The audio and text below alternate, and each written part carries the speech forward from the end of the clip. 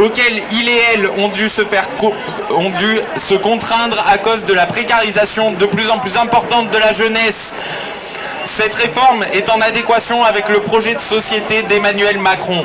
En effet, une fois de plus, il préfère l'individualisation il préfère l'individualisation à la solidarité. La jeunesse subit de plein fouet l'ensemble de ces réformes. Loi école de la confiance et réforme des collèges qui détruisent le service public de l'éducation.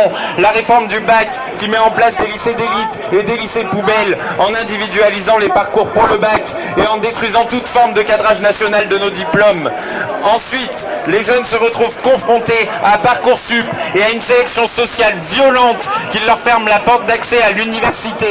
Celle-ci est aussi atteinte, comme tous les services publics, à des manques de budget et de professionnels.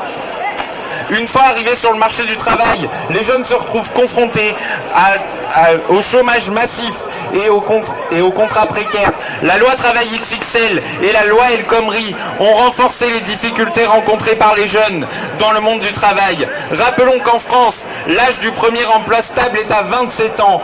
Et maintenant, Macron veut nous faire cotiser pour la retraite jusqu'à plus de 64 ans. Nous ne voulons pas mourir au travail et nous ne voulons pas de ce projet de société. De plus, le gouvernement ne saisit pas les questions écologiques, grand enjeu du 21e siècle, car il préfère faire des cadeaux fiscaux plus riches plutôt qu'un avenir digne pour toutes et tous. Nos revendications de justice écologique et de justice sociale traversent l'ensemble de la jeunesse.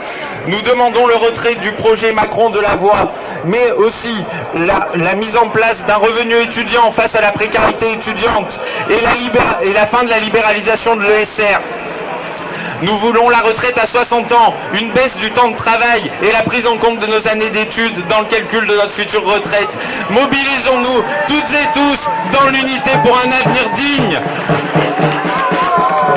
On se retrouve demain à 11h30 sur le parvis de la gare SNCF pour une manifestation qui doit être plus massive qu'aujourd'hui contre ce projet.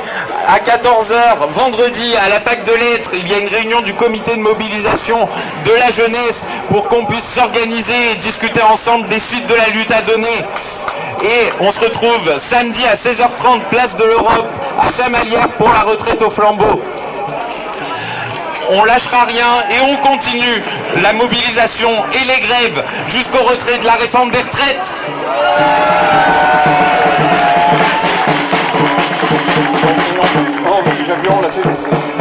Et maintenant, je passe la parole à Henri de la CFE-CGC.